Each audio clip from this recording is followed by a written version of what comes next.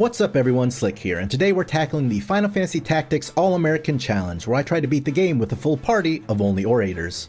Why is it called the All-American Challenge? Well, first off, peep the drip, George Washington would be proud. Next, the primary ability of the Orator is Speechcraft, aka Talk Skill.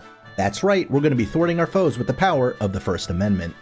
Finally, and most importantly, Orators are one of only 2 jobs that can equip guns, so we're going to be wielding the Second Amendment too. 360 no scope. Despite freedom levels that are off the charts, Orators have mid-stats, mid-stat growth, and a mid-ability kit. Is it really going to be possible to beat Final Fantasy Tactics using only Orators? Well, being mediocre has never stopped American exceptionalism before, and I'm certainly not about to let it start now. The rules for the run are as follows. For all story missions, any unit that I have control over must have their job set to Orator. To make the run more interesting, I am allowing myself to use other job abilities. However, I am limiting myself to 1 ability per unit in combat. No duplicates allowed. This includes reaction, support, and movement abilities as well. Finally, I am not allowed to over-level. The maximum level of my party is equal to the highest level unit on the enemy team. The story begins at Orbonne Monastery with an unlosable tutorial battle. And when I say unlosable, I do mean unlosable. You only have control over Ramzabeov, the main character of the game. All other units, including friendly ones, are AI controlled. So, like an annoying little gremlin, I spend every one of my turns attacking my own folks. Despite my griefing, the overwhelming power of Agrias and Gafgarian sword arts are too much for the enemy, and we emerge victorious. We've won the battle but lost the war, as the princess we were hired to protect gets blasted in the breadbasket and abducted. The kidnapper is none other than Delita Harrell, our childhood friend, which means it's time for a flashback. In the past, we are greeted with an exposition dump that has the slowest text crawl of all time. To summarize, the 50-year war has just ended and the knights that are returning home from the front lines are being stiffed their owed veteran benefits by the crown. Thus, they have decided to rise up and overthrow the aristocracy by forming a rebel freedom fighting group called the Corpse Brigade, and boy howdy are they in dire need of better PR. I haven't seen a group with a name so incongruent with their ideals since the Proud Boys. As a funny aside, the cutscene is supposed to look like this. I, however, modded my game so my starting party would all be Orators, which has apparently caused my cutscene to look like this. My warping the very fabric of their reality has caused this gentleman to have an existential crisis. Oh look, they're having one too, #relatable. Ramza and Delita are both knights in training, and they are being dispatched to a nearby town where the Corpse Brigade has been sighted in order to do some union busting. Wait, are we Pinkertons? Isn't that a little bit on the nose? Or I guess, lack thereof? The first battle begins, and as you can see, my full team is Orators, except for Ramza, who is still a squire for some reason. I definitely changed his job in the mod tools, but let's just roll with the punches. Not like it matters anyways, this battle is completely and utterly inconsequential unless that happens. In my hubris, I went full Unga Bunga mode, which is not something you want to do in a tactics game, and now I am in a bit of a pickle. In Final Fantasy Tactics, when your unit reaches 0 health points, they are knocked out. If they stay knocked out for 3 consecutive turns, they die forever.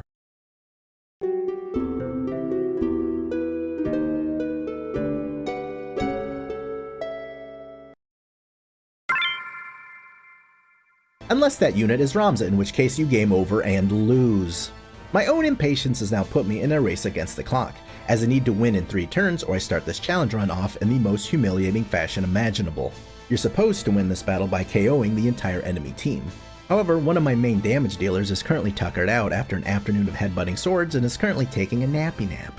My other one is AI controlled and is thus completely and utterly unreliable. The rest of my units are Orators, which lack the stopping power necessary to KO the enemies in a timely fashion. The only way we're going to win this battle is by embracing our inner patriot and doing the most American thing imaginable, discarding overwhelming military violence in favor of diplomacy. One of the starting abilities of the Orator is Invitation.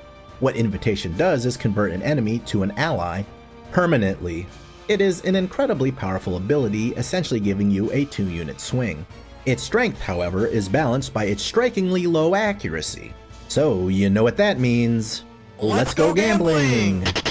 Aw, dang it! Aw, dang it! Aw, dang it! We start off whiffing invitation after invitation. Ramza dies a little inside. I die a little inside. Eventually, however, we start to find success as my squad begins mentioning to the enemies that we have a 401k match up to 10% and dental, which is apparently a huge deal to them. One after another, the enemies join our cause until only one remains. They have meandered into a corner of the map where no fighting in anyone's playthrough has ever taken place. Ramza has little more than one turn left before we lose. A 24% chance stands between victory or total humiliation.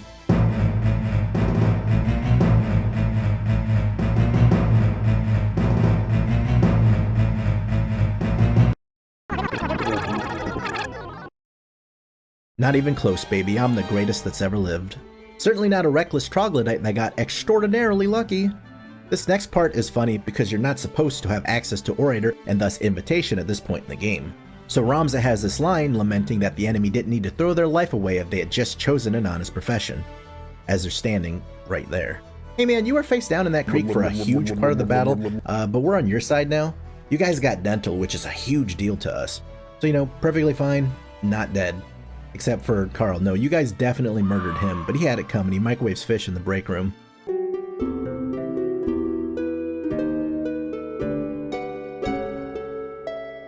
With the battle now over, we gain 3 new recruits through our successful invitations. I then mod their names and jobs to be a bit more patriotic. I also mod Ramza so he has access to the Orator job as well, and now this challenge run can properly begin. We head to the shop to stock up on healing items, as those are apparently going to be incredibly useful if that first battle is anything to go by. Our dad dies, F's in the chat, and we head back to Egros to report our overwhelming victory with no setbacks whatsoever. Along the way, we happen upon a smelly loser being bullied by some vagrants. This is the first of many instances in which the game gives you an option for how you want to handle the upcoming battle. Since this is a challenge run, I picked the second option as it makes the fight more difficult. If you pick the first option, your goal is simply to defeat all of the enemies. By picking the second option, we now need to protect Ugly and make sure his health points never reach 0 or we instantly lose. We won't even get the cushion of a 3-turn death timer like the previous fight. The battle begins with Stinky trading blows and knocking out one of the enemies, which isn't as ideal as you would think since he's our lose condition and still very much in harm's way. Ramza takes back-to-back attacks and is put into critical health. The PTSD from the previous battle starts kicking in. However, this time, one of my units has access to the Chemist's item command and is thus capable of healing off damage. Crisis averted. 3 back-to-back-to-back enemies are rapidly KO'd as we heal up Doofus so he's back to full HP. At this point, we're sitting pretty and victory is just a matter of time. Any attempt to invite enemies to our side is rebuked. We spay the enemy cat and then position ourselves to block the last remaining enemy away from the corpses of his friends. Unlike friendly units, you cannot pass through enemies when moving. You have to go around them. On the left, you can see Loser is in the choke point between the rocky outcroppings. This restricts the enemy thief's movement. On the right, you can see that by opening up the choke point, the thief can now move to panels that were unavailable to them before because the path was previously blocked. After the death timer ends, there are 2 things that can happen with bodies. They can either drop a chest, or a crystal. If they drop a crystal, by collecting it, you are given the option to either fully heal or learn the abilities of the fallen unit if applicable. So by positioning my units as such, the enemy is blocked from moving forward and is thus stopped from picking up the crystals themselves. Delita unfortunately yoinks one of them like a complete b-hole, but we managed to learn Dash on Jefferson and Potion on Ramza without having to spend any of the required job points. The remaining enemy is knocked out and the battle ends in victory. That was considerably less stressful than the previous mission. Are you okay? He was not okay. The blonde dweeb we rescued introduces himself as Argith. It's at this point that I want to mention that there are 2 translations of this game, the original PlayStation 1 version, which I am playing, and the War of the Lions PSP/mobile re-release. I wrote and recorded this part before the Ivalice Chronicles was even announced, which is why I mispronounce everything. I would love nothing more than to tell you that I will be bouncing back and forth between these 2 translations because they each have their own unique strengths. The reality of the situation is that I'm far too stupid to keep them separate in my mushy old man brain. So, if I call someone or something by a completely different name than what's on screen, now you know why. Argith is a knight cadet like Ramza and Delita, and he informs us that the Corpse Brigade has kidnapped Marquis Elmdor. Upon finding out Ramza is from the venerable House Beowulf, he pleads with us to aid him in the Marquis' rescue. We return to Egros to inform our Lord Brother Dicestarg of our aforementioned hitch-free fat dub, as well as the Marquis' abduction. Dicestarg assures us that the situation is handled, but Argith still requests 100 soldiers to command in order to rescue the Marquis himself. He is then told to pound sand as he's basically just an intern, and we are given the illustrious duty of sitting on our duffs and guarding the castle. Argith pouts about not getting his way like a spoiled little baby and tells us a story about how his grandfather somehow sucked even harder than he does. Ramza's brother and sister, Zalbag and Alma, show up, along with Delita's sister, Tietra. Zalbag informs us that the Corpse Brigade demanded a ransom for the Marquis, which has him puzzled as it's not their usual MO and doesn't align with the purported end goal. He suggests we bail on castle guarding duty because it's boring AF, and to check out Dorter Trade City for one of his missing spies. Before we head out, Alma informs us that Tietra is being bullied at school for being a low-born commoner. I wonder if this is going to be a central story theme going forward. Probably not. En route to Dorter, we encounter some monsters that are in desperate need of a sound thrashing, and we are more than happy to oblige. For a lot of these early battles, we are going to be leaning hard on the AI-controlled friendly guest characters to carry us when it comes to dealing damage, since they have access to better jobs and thus better stats and equipment. Now, I could have restricted the guest characters to Orator only as well, but I didn't for reasons you will see later. For this fight, we need to prioritize taking out the bomb monsters. When they are put into critical health, they are wont to self-destruct and completely annihilate any nearby units with massive damage. It is very important we keep that from happening, and I don't trust our AI guests to not let them do that exact thing and screw us big time. I get sloppy, once again, and Ramza goes down. However, we have access to the item command now, and thus can revive him with Phoenix Downs. The monsters and I take turns killing and then unkilling him over and over again. Eventually, we surround the last remaining goblin and send him to Dagger City, population 0, because we just killed the last remaining resident of Dagger City with daggers. The next mission is supposed to be the first actually challenging mission, so we make sure to do some grinding beforehand in order to get to the level cap and unlock some new jobs and abilities.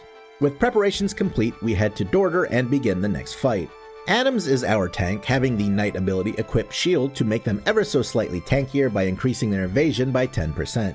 Ginsburg is going to be our healer with the Chemist item command, and Anthony has the Black Magic command and will hopefully be a powerful ranged damage dealer. We happen upon two gentlemen having a heated discussion about the Marquis' whereabouts when we arrive. The white-cloaked knight is none other than Wygraf, leader of the Corpse Brigade.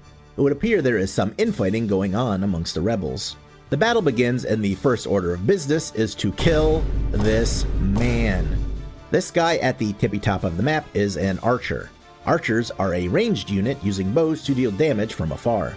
Their normal maximum range is 5 panels. However, when they have a longbow equipped, their range is extended by 1 panel for every 2 height above their target that they are. We are at height 2, and he is at height 17, which means he has an attacking range of 12 panels. We need to prioritize taking him down, or he is just going to constantly rain down terror on us from above with no escape or reprieve. Delita comes in clutch as he knocks the archer off of his perch with a well-placed stone throw. The Squire's stone ability has a 50% chance to push an opponent back 1 panel. If a unit falls from a high enough perch, they will take additional fall damage depending on how far they fell. The archer, while still a threat, has taken heavy damage and lost their height advantage. The enemy Black Mage has cast some magic that is going to hit these units on these panels.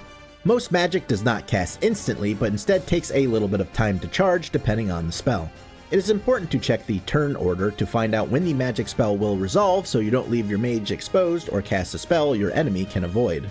There are 2 ways to cast magic, on a unit or on a panel. If you cast it on a unit, it will track them so that even if they move, the magic spell will still hit them at their new location. I assumed the enemy targeted my tank, so I repositioned him before the spell resolves to spare my healer from taking any damage. I, however, am a massive idiot, and the mage in actuality targeted the panels and not my unit. So instead of mitigating damage on my healer, I took an attack on my tank I didn't need to by simply not moving out of the range of the spell.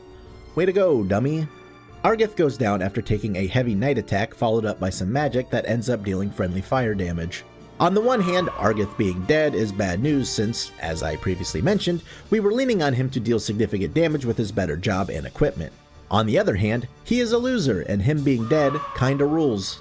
I cast Bolt on the enemy archer without double checking the turn order to make sure the spell will resolve before they can act, and now they have repositioned. Since I targeted the unit and not the panel, my spell tracks the enemy and I end up dealing some of my own friendly fire damage to my teammate while knocking out their archer. I'm working very hard to earn that troglodyte title, as you can plainly see. Luckily for me, my tank gets the 10% chance shield parry and blocks a certain death blow from the enemy archer. This relief is short-lived, however, as the black mages then target my critical health tank as well as my healer. I decide that if I'm gonna go down, I'm going down swinging. I target the enemy mage who is casting their spell on me, dealing bonus damage. When you are charging an attack, your evasion becomes 0 and you take 50% bonus physical damage. So my attack is both guaranteed to hit and hit even harder than it normally would. Since I repositioned myself right next to the mage, when his spell goes off, he will also take damage from his own attack. Or he would have had Delita not pushed the mage out of the way like a complete moron. 50% knockback chance giveth, 50% knockback chance taketh away. Not being happy, only making one utterly terrible play, Delita wows us with even more stupidity by using the Squire's dash ability on the black mage instead of just killing him with a normal attack. Why did Delita use dash instead of just attacking the black mage? Every job has a class evasion stat that determines the likelihood of front attacks to land. The black mage has a class evasion of 5%. The dash ability ignores evasion, so it will always land. However, it deals variable damage. So while the game tells us it will deal 18 damage, it has the potential to deal more or less.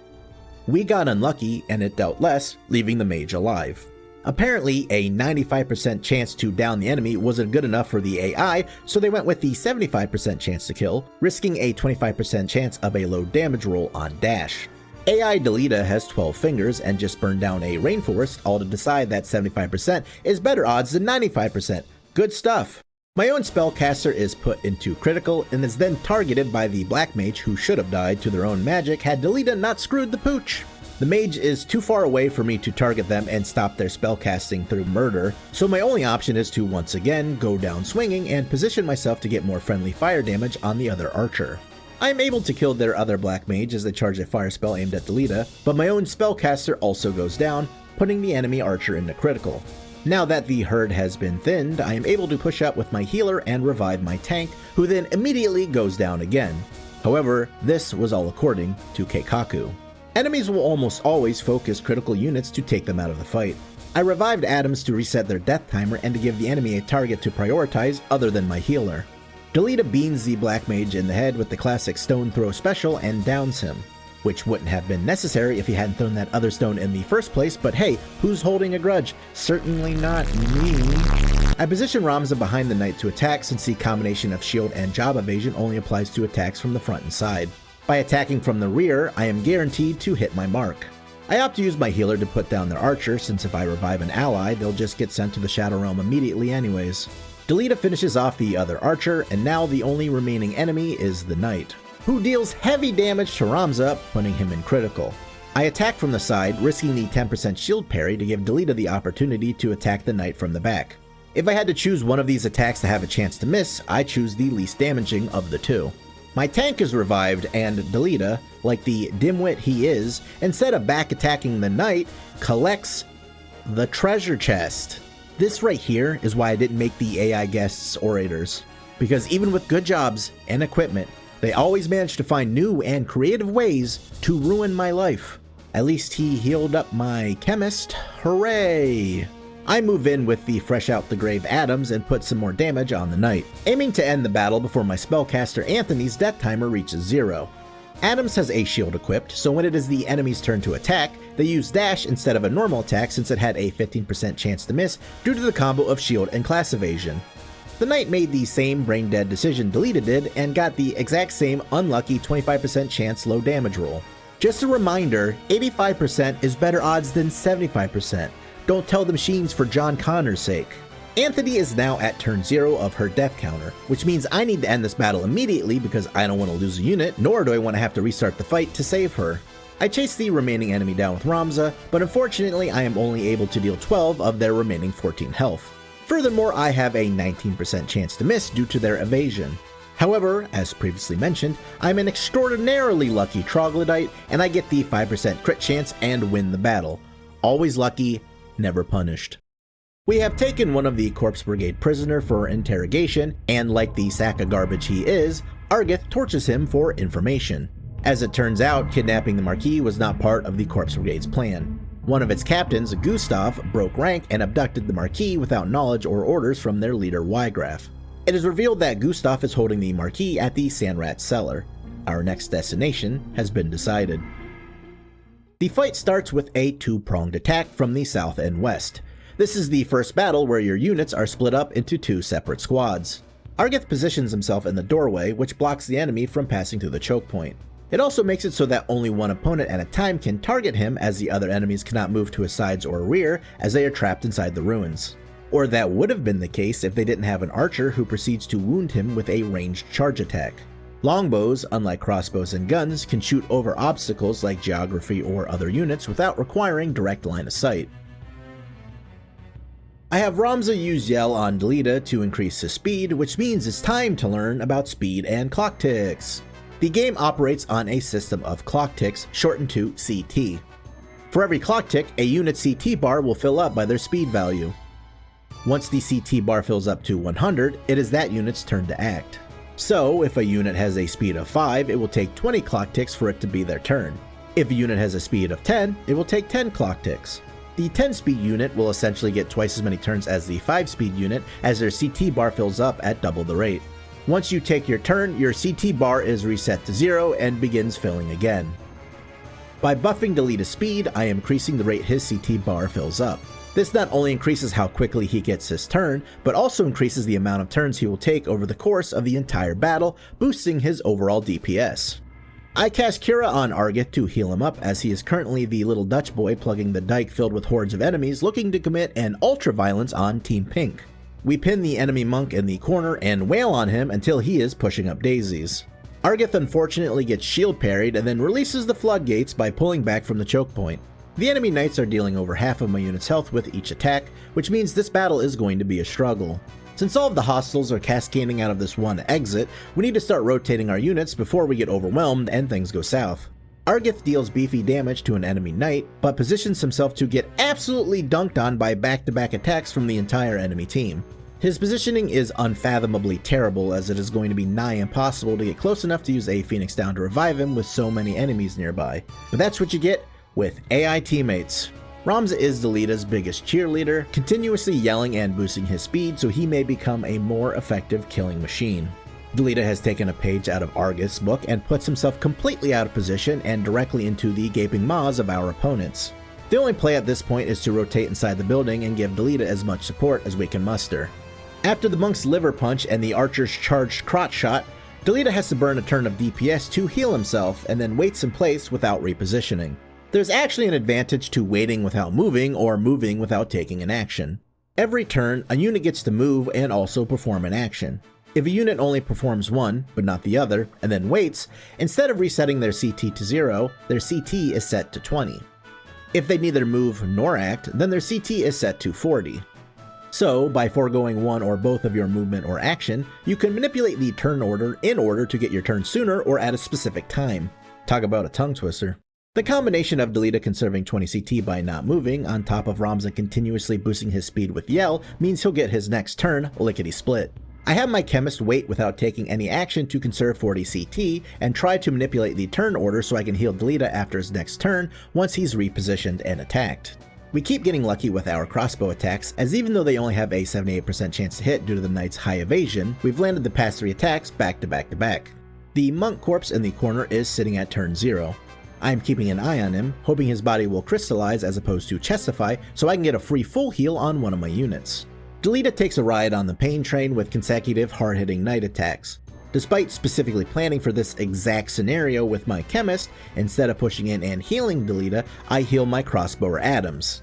This play right here is a massive blunder. I should have moved in and healed Delita with the high potion that I have, which heals for 70 as opposed to the 30 from a normal potion.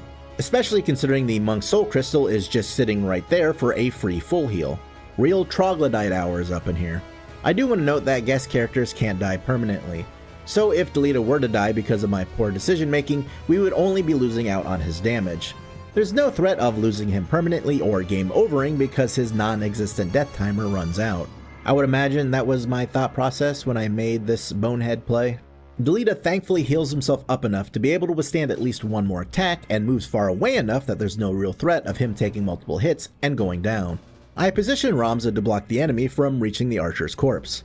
If he crystallizes, we have a chance to use it for a free heal while blocking the enemy from having the same opportunity.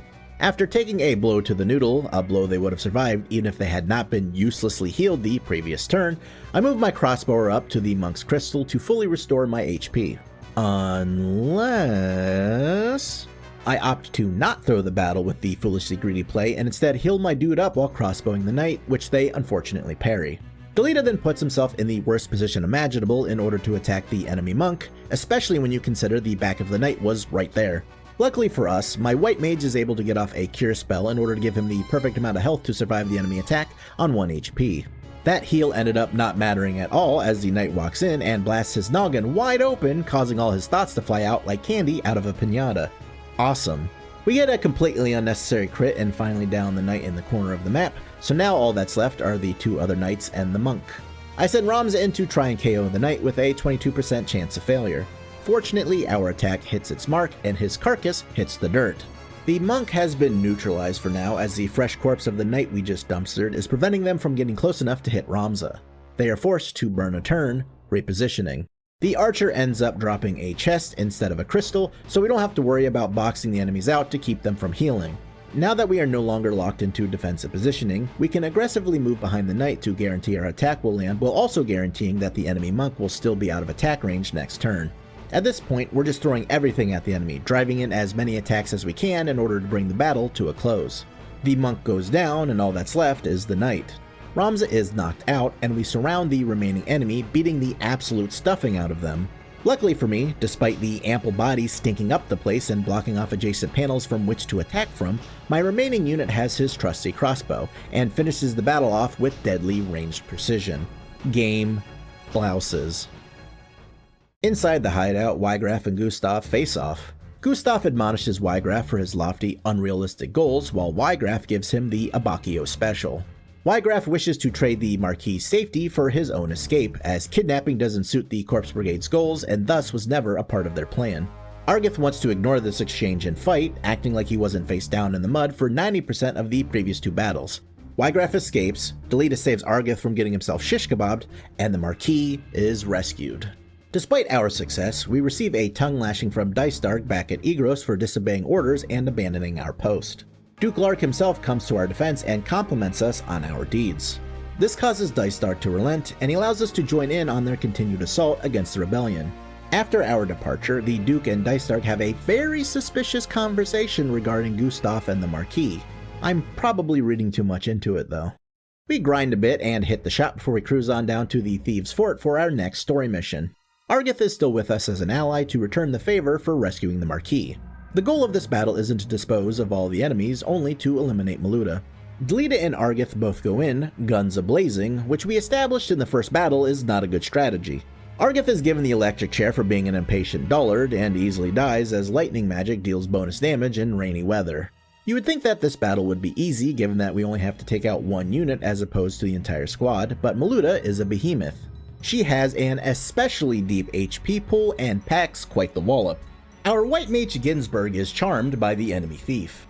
The charm status causes her to act on behalf of the enemy until we remove the effect, which can be done by simply damaging her.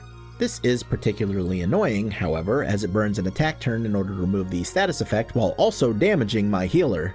Since I bunched up all my folks like a fool, the enemy mages decide to execute Operation Shoot a bunch of lightning bolts all over the place and begin charging some devastating magic. While Ramza is unable to deal enough damage to kill one of the mages, Ginsburg is still able to move before the magic is cast and gets a lucky invite on an opposing thief, bringing him into our ranks. This small victory is short-lived as the fireworks start flying. The enemy fries 3 birds with 2 screeching death beams from the heavens, and my white mage gets vaporized, dealing a decent amount of collateral damage to Maluda. Ramza takes another meaty Maluda hit, putting him in critical. He is then targeted by even more magic and is once again incapable of killing them before they can cast a spell. Down goes Ramza. Delita KOs a thief in a desolate corner of the map, which doesn't matter even a little since the goal is to eliminate Maluda. AI guests stay useless. We get off a triple bolt that KOs one of the white mages, but then we are immediately cut down by Maluda the Unrelenting. The enemy thief and my new invitee play a game of grab ass against one another instead of doing anything worthwhile. We hit Maluda with a +2 charge attack, but then get immediately eradicated by yet another thunderbolt. At this point, the only units left alive on my team are Delita and the Thief Newcomer, neither of which I have any control over. So I'm just watching them not attack Maluda while screaming at my monitor. Ginsburg is crystallized, our invited thief gets Green Mile dry sponged, and Delita, having the opportunity to strike Maluda, instead uselessly attacks the White Mage like a simpleton. Ramza crystallizes and the battle is lost. Attempt number 2, we go again. Argith and Delita go guns a-blazing once more, but at least this time Maluda burns a turn healing instead of dealing giga damage. Ramza is targeted by bolt magic, so we push up to attack the offender and force them to take damage from their own spell. This back-to-back damage combo is enough to take them out. This time I bring time magic, casting haste on my party. This increases their speed by 50% until the buff wears off. One quirk of Final Fantasy Tactics is that while enemy jobs for a story mission are predetermined, their abilities are not. This time around, it would seem the other White Mage does not have access to black magic, so instead of electrocuting us into a pile of ash, they attempt to bop Delita on the head with a cane. This does not end up working out as he parries it, as well as the follow-up thief attack. Let's go, Justin! The team combo of Delita and Argith kill the White Mage, and now both of their magicians are taken care of. Ramza is put into critical as we continue with the yell strategy since Delita is dishing out big damage while parrying and dodging like a man possessed. Assuredly, he will continue to be a useful asset in this battle. We get another lucky first try invite on yet another thief. Hopefully this one is more helpful. Ginsburg uses the Orator ability Threaten to lower the thief's bravery stat by 20. This is the first instance of us actually utilizing the Orator skill set outside of Invitation. We're going to be doing a little something I like to call the chicken strat, more on that later. My Black Mage gets decimated by back-to-back bonus damage attacks because, despite checking the turn order and seeing my spell would not resolve before the enemies get their turn, I still decided to stand out in the open and charge my attack like a complete donkey. Delita, taking advantage of all the speed buffs I have given him, walks to the back of the map where there are no enemies and just defends. For no reason. Alright, that's cool. Argith and Ramza hunt down Dapper the Thief and send him to the afterlife. Why run? You're just gonna die tired. We revive Jefferson with the white magic spell Raise and then use back-to-back threatens in order to lower the thief's bravery by an additional 40 points. The chicken strategy is about to bear fruit. Or I guess lay an egg? Hatch an egg? Good stuff's about to happen, shut up! Maluda berates us mid-battle for treating commoners as less than human, to which Hitler Youth Argith responds that they actually are less than human. I told you this guy sucks. Delita, the incredibly helpful chap that he is, collects the chest for us instead of dealing any type of damage. At least he's not in the back of the map anymore. We land one final threaten, and now the thief is chicken. When a unit's bravery stat drops below 10, they gain the chicken status. When they are a chicken, they can only move, being incapable of taking any action. Furthermore, they receive 50% bonus damage from physical attacks. They will gain 1 point of bravery every turn until they reach 10 bravery, at which point they will turn back to normal. I have taken this unit out of the battle for 9 turns, effectively removing them from the fight entirely. Monroe unleashes on Maluda, landing back-to-back attacks before she can react because of haste, which finally wears off. As is customary, the AI units waste their turns and my time by focusing all of their attacks on the harmless chicken instead of the only target that matters, Maluda. Yeah, that makes sense. Now that the pesky chicken is gone, we dogpile Maluda, finally knocking her out and winning on our second try with only one major blunder this time.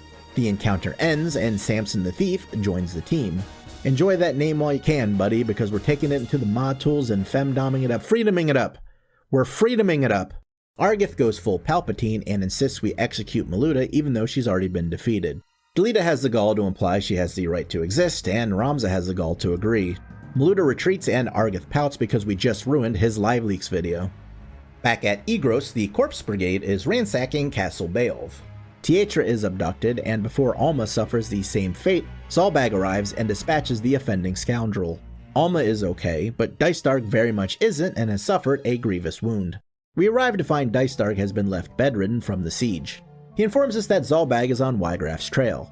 The Order of the Northern Sky will bring the hammer down on the Corpse Brigade, but not before Tietra has been safely rescued. Delita is beside himself with dread at the thought of harm befalling his beloved little sister. Ramza tries to reason with him, but emotions run high and they get into an altercation. Argith arrives to ruin everything like always and accuses Dystarg of lying about rescuing Tietra as she is a commoner and thus not worth saving. Delita snaps and Argith gets his clock cleaned. He then tries to play it cool and act like nobles are better than commoners, all the while filling his pants with poop and pee. Delita leaves to cool his head, and Ramza tells Argith to take a long walk off a short pier. As a favor for pretending not to notice the pooping and peeing thing, Argith tells us the location of the Corpse Brigade's base, where Tietra is most likely to be taken. While we have just added to the party Samson the Thief, now Franklin the Orator, we are still in need of additional recruits to shore up our numbers. So we head on down to the soldier's office to bring on board a new hire. We are searching for a unit that has a high brave stat and a compatible zodiac sign. We'll cover bravery and zodiac compatibility later, but just know that I reroll multiple times until I get a unit with 70 bravery, the highest a recruit from the soldier's office can spawn with. Welcome aboard, Albright. Ramza and Delita have a heart-to-heart about the nature of the birth lottery and whether everyone can achieve the American dream. Then they play some bluegrass music together. Before we can reach Fort Ziekden, the stronghold of the Corpse Brigade, we have to deal with a series of other battles first, starting with a rematch against Maluta at Zenalia Plateau. Washington has the Archer's Charge Command for more damage potential, and the Knights equip Armor Support ability for more health and survivability. Jefferson has Black Magic for crowd control, Ginsburg has White Magic for healing, and Monroe has Time Magic for speeding up our team. We meet Maluta again, who decides she'd rather die than be taken prisoner. Wait. Why didn't we take her prisoner before? We totally could have. She was all defeated and stuff. A hard-hitting fire spell is targeted at Ramza. We have Jefferson use the Orator ability Solution, which will lower the charging mage's faith by 20. Or it would have had I not got the 7% mischance. Awesome. The faith stat determines your effectiveness with magic. The easiest way to understand it is to imagine your faith stat as a percentage of your magical aptitude. If you have a faith of 50, your magic is 50% effective. This is only 50% of my true adulation for the Lord. A unit with a high faith will be more effective with magic, but magic will be more effective against them as well. This applies to all forms of magic, including attacking, buffing, debuffing, and healing magic as well. So while high faith can be considered aptitude with magic, low faith can be considered resistance to magic. It is both offense and defense at the same time. I reposition Ramza away from the rest of the squad to mitigate any collateral damage by ensuring he's the only target the magic hits. I then have Ginsburg cast Shell on Ramza, which reduces the amount of magical damage taken. The fire spell has less bite than it would have thanks to Shell, dealing 44 damage instead of 61. I cast the Time Magic Reflect on Jefferson, my Black Mage, because he has a high faith value and the enemy has a lot of spellcasters on their side. Reflect causes magic to bounce off of the target. Reflect does not send the spell back towards the caster, but instead essentially acts as the midway point of where the spell will finally land. So if a spell is cast 2 units up and 1 to the right, it will bounce off the unit with Reflect and continue 2 units up and 1 to the right. The enemy Knight moves in and instead of attacking, opts to break my tank Washington's helmet. Knight abilities can either break armor pieces or target specific stats in order to lower them. The Iron Helmet Washington had equipped gave him a bonus 30 health points. Now that it has been broken, his maximum health has been reduced from 99 to 69. Armor breaking is beneficial as it can reduce the health of a target in a way that cannot be healed, as well as remove any other stat bonuses the armor was bestowing upon its wearer. Ramza is hit by slow, which is the antithesis of haste, cutting his speed in half instead of increasing it. I push up with Jefferson and cast a Blizzara spell that will hit nearby enemies as well as himself. Since he has Reflect, however, the spell will bounce off of him and go straight up into outer space, where it will probably kill an alien or something. The enemy Knight has fairly low bravery, so we hit them with multiple threatens to putrefy them. Get chickened, you clucking idiot. Your equipment breaking has put me in quite the foul mood. Haste and slow will overwrite one another, so we haste up multiple units, including Ramza. Ramza's normal speed stat is 6, so by removing slow and adding haste, he went from 3 speed to 9 speed, tripling the rate at which his CT bar will fill up. This speed boost is short-lived as my haste is annoyingly cancelled out by yet another enemy slow, putting us back down to turtle speed. Ramza assuredly has whiplash at this point from bouncing back and forth between slow and haste. Washington takes a hefty attack from Maluta and is then targeted by fire magic, which will take him out when the spell is eventually cast. I have the option of attacking Maluta, but the issue is that she has the first reaction ability we have run into, Counter.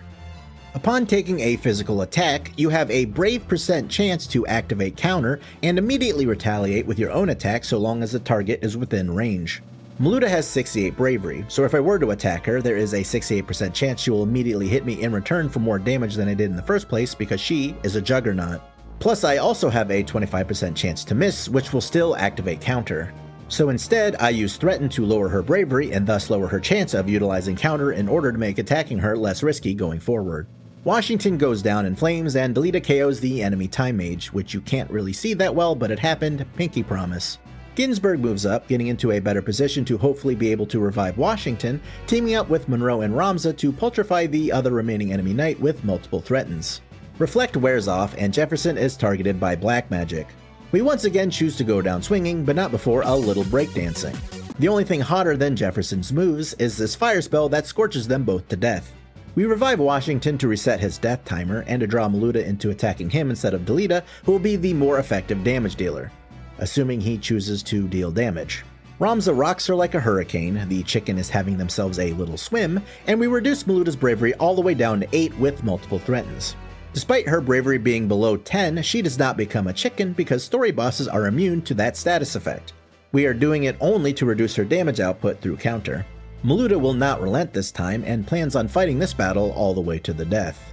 She heals herself, which normally would be delaying the inevitable, but remember that one of her allies' death timers could run out and give her an opportunity to fully heal off of their soul crystal. Unfortunately for Maluta, her timing was a wee bit off, as immediately following her turn, that exact thing happens. Despite only having an 8% chance to do so, she is still pulling off counters. Since 8 bravery isn't low enough, let's lower it all the way down to 0. Try that on for size, jerk.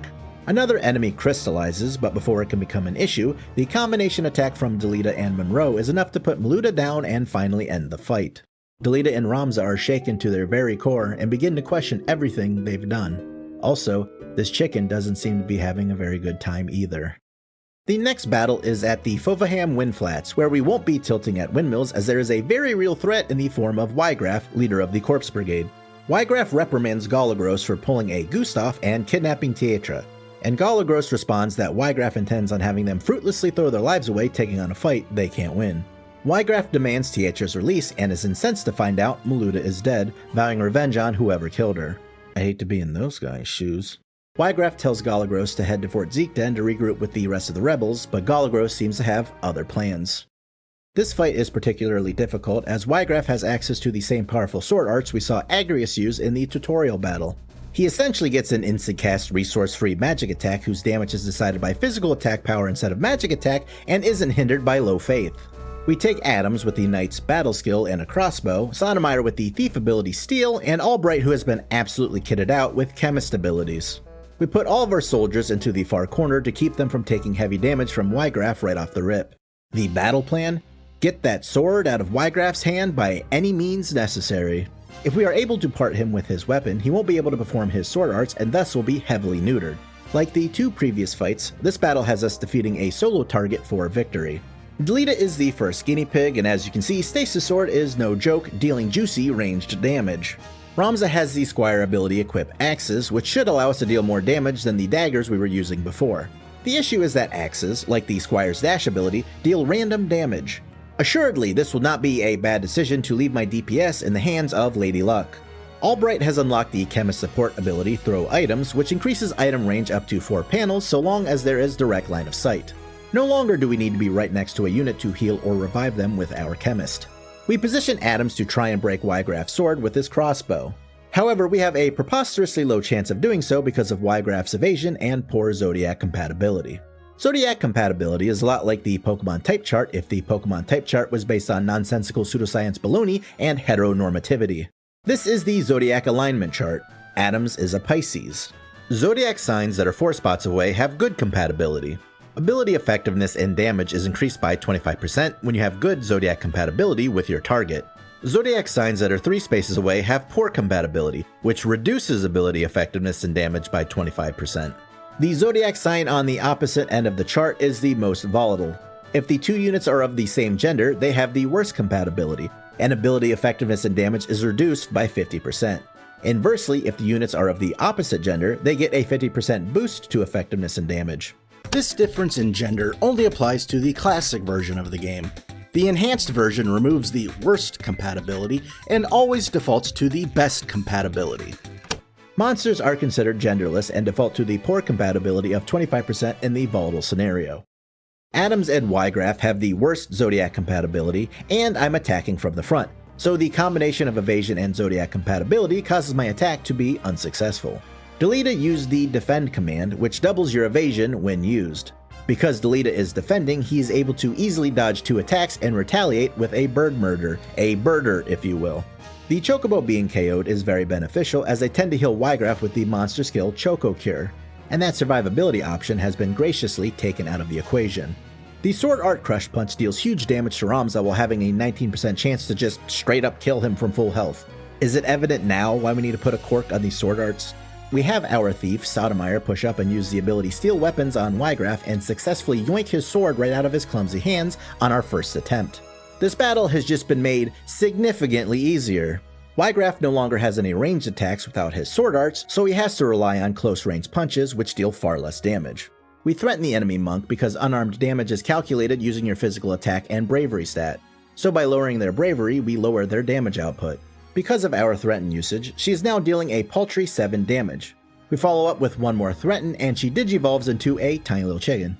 Now she'll be dealing a paltry no damage. Delita KOs the other non-chicken monk, and we pin the knight in the corner and alternate between invitations and attacks until eventually they decide getting their face smashed in is less preferable to being our buddy. Delita focuses down the incredibly dangerous chicken, and it's at this point that the battle has essentially been won.